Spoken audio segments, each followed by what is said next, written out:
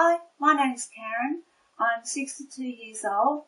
I live in the Lamington National Park on the east coast of lovely Australia. I would like to share my story and give this testimonial in the hope of inspiring and giving some hope to those suffering from adrenal exhaustion or adrenal fatigue. My problem started many years ago, about 30 years ago, when I had chronic fatigue syndrome. I lived with that for many years and had a lot of symptoms throughout my working life with chronic fatigue, but it would have been approximately 8 or 9 years ago now that I first noticed my symptoms were changing. I did think that these symptoms were related to chronic fatigue at the time, and I sort of did not take any notice of the symptoms. I just pushed on regardless, which I now know was a big mistake. My symptoms started back then with periods of dizziness, like I was going to pass out, heart palpitations. I had increased sensitivity to chemicals, increased sensitivity to drugs. Being a nurse, that was difficult. So these symptoms gradually grew worse over the years. I could tell that my system was changing, and I was becoming a lot more allergic generally. Once again, I did think this was a part of my previous medical history and did not take any notice. The symptoms started to get worse approximately 2 to 3 years ago. The heart palpitations got worse. I started to have slight panic attacks. I started to feel that I couldn't cope.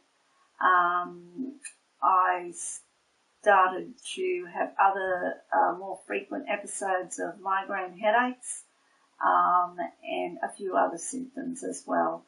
And I just, at that time, virtually just slowed down on my workload and cut back a bit until I felt a little bit better. And that usually did the trick. I improved and away I went again. It came to the crunch back in 2014. I went to the doctor because I wasn't feeling well at all. I was working full time. I had some blood tests done, and the result came back that I had adrenal exhaustion. I didn't know what adrenal exhaustion was. I'd never heard of it. I knew nothing about it.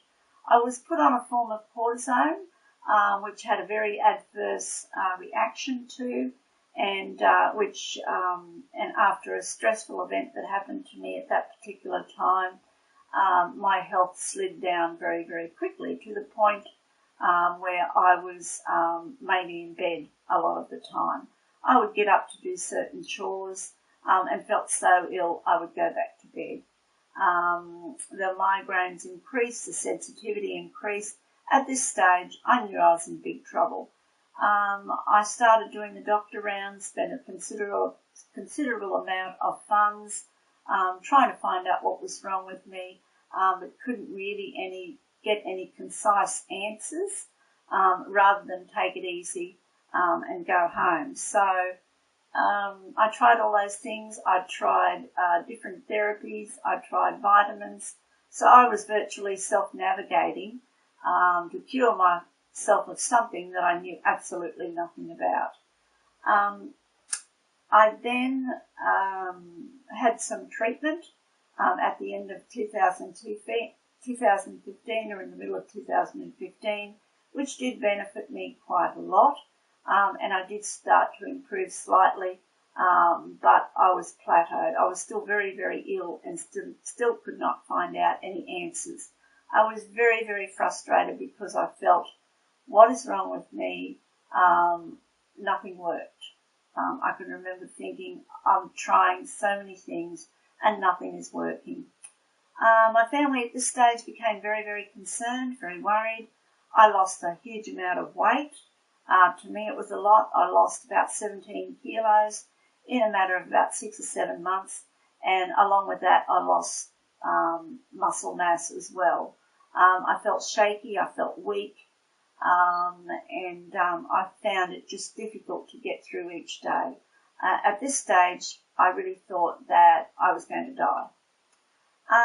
My sister came across Dr. Lam online on the internet, and she suggested that I get in contact with him, which I did. I had my first consult with Dr. Justin at the end of January 2016 this year. After that consult, which lasted a fair amount of time, I felt much more inspired. I felt relieved because I now knew that this is what was wrong with me. He gave me hope, an incredible amount of hope. He gave me information. He gave me plenty of reading material, which I madly grabbed and read, and I still read it now. I still review that material. I still continue to read it. I still read Dr. Lam's book because it helps me. Each time I read it, it helps me. It gives me some sort of hope, I suppose, some sort of benefit I get from reading his book. He changed my treatments a little bit. I was taking vitamin therapy at that time. He changed that around a little bit. He didn't reduce it drastically. He did cease a few of those. I notified my doctor all the way along what was happening, and my doctor was very supportive of Dr. Lam. So it was good that I had two support systems, and now I could move ahead, hopefully.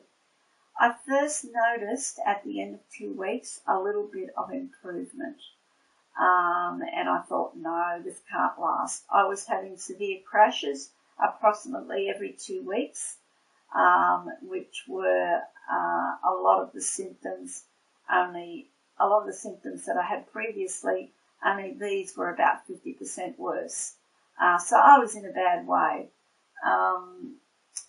So after a couple of months, or probably a little bit less, I noticed that I was coming up in levels.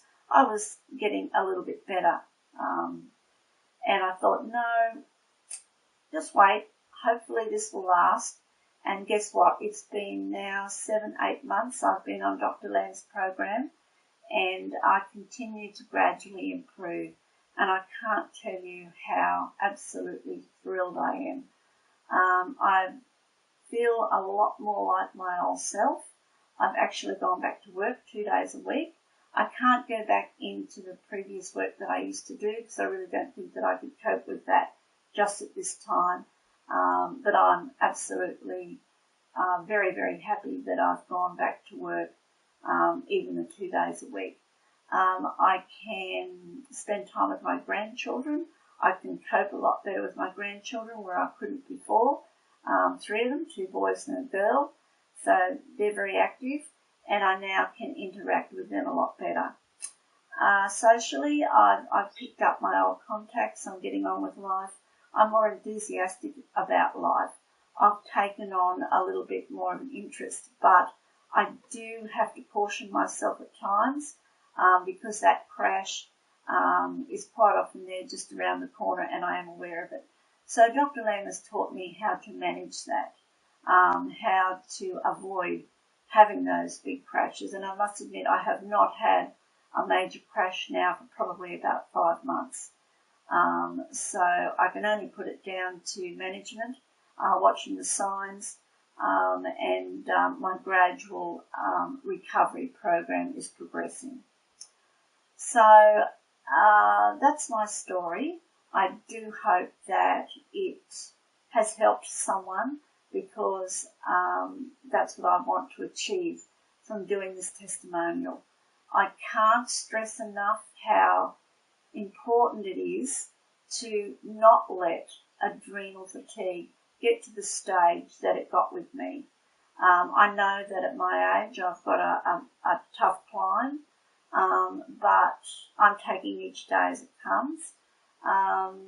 I did suffer also from severe heart pounding, which still continues, but I've learnt to live with that. I've learnt to cope with that, as I have learnt to cope with many of the other symptoms that are now slowly reducing, I'm happy to say. So, as I said, that's my story.